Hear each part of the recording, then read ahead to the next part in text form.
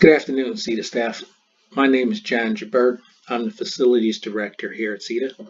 I've been here for about 2.5 years, and recently I've been selected to serve on the Safety Committee.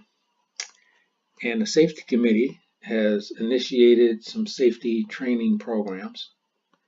And today we're going to go through a safety training program on emergencies in the workplace.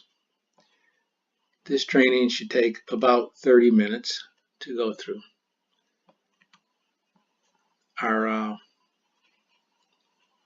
In this training, we're going to cover response to medical emergency, response to a fire emergency, to emergency evacuation, emergency response to natural disaster, response to suspicious activity, and last but not least, response to active shooter.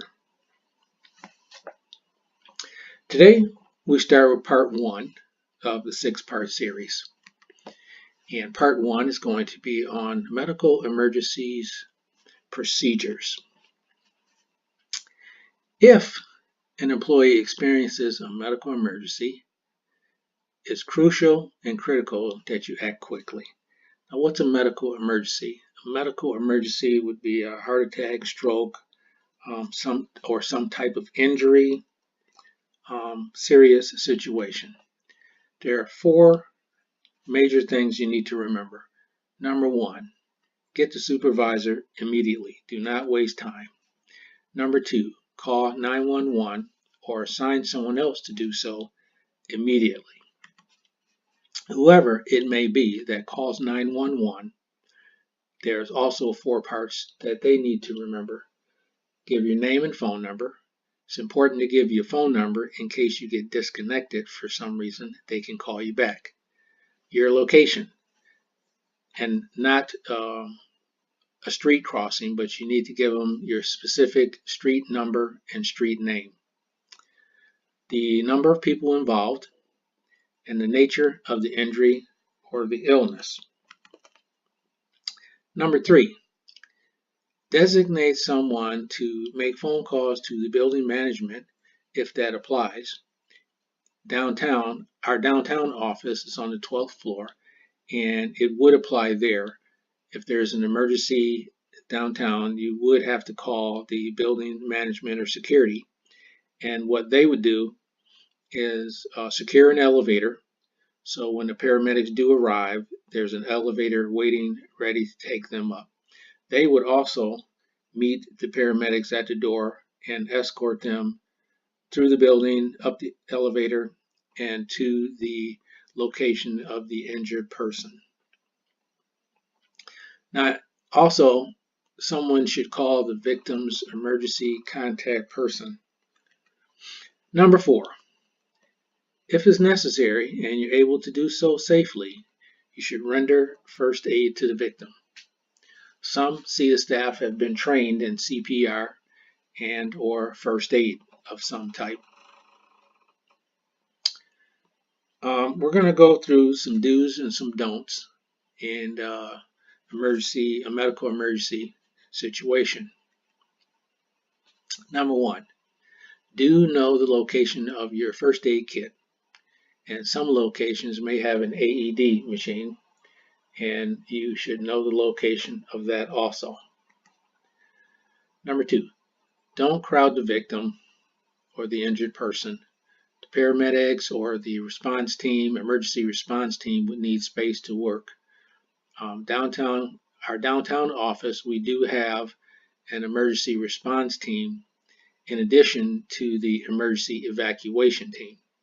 So if you were at our downtown office and this situation came up, you would contact someone on that emergency response team immediately, in addition to the supervisor. Don't move the victim. Wait for the paramedics to arrive. Sometimes you do more harm than help by moving the person, depending on what type of injury they have. Number 4, Designate someone to stand at the door to meet the paramedics and escort them to the victim. Now, of course, if you're downtown, this will be done by building security. But if you're at one of our other 19 sites, then you probably should adhere to this and assign someone to stand at the door or outside the door to flag the paramedics down when they get there to make sure they're in the right place and get them to the victim as soon as possible. Number 5, always have one person stay with the victim until the paramedics arrive. Whatever you do, don't leave the victim alone. In review of what we talked about, number 1, know the location of your first aid kits and AED kits.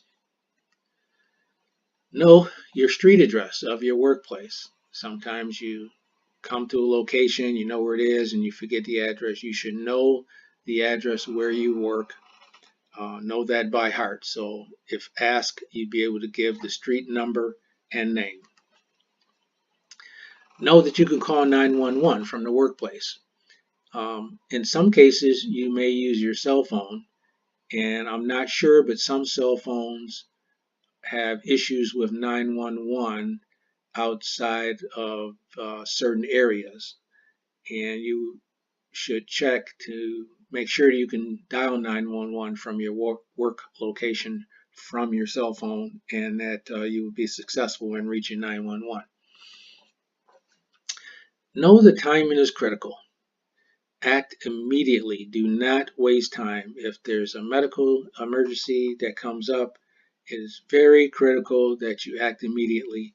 It could be a matter of life and death. Know what staff members have training in first aid or CPR. Some do and some don't.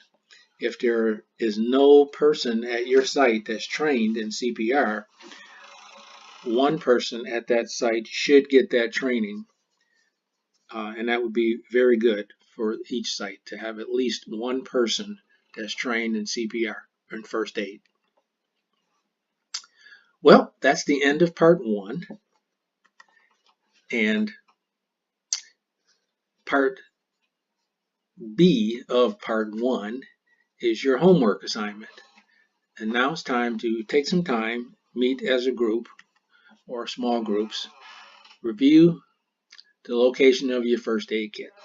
Know where they are, make sure that they're stocked properly, and make sure that they're available and not inside locked cabinets or doors. Identify any staff members that have this training, first aid or CPR training, and know who those people are. Review the location of all your site exits, front and rear, so that you know how to get out if you have to get out, or how to escort emergency paramedics or emergency teams inside once they arrive. Review the material we covered in this session. If you have any questions, submit them to the safety committee, and the safety committee will get back to you with some answers. Thank you for your participation. It's been great talking with you today, and that's the end of our session.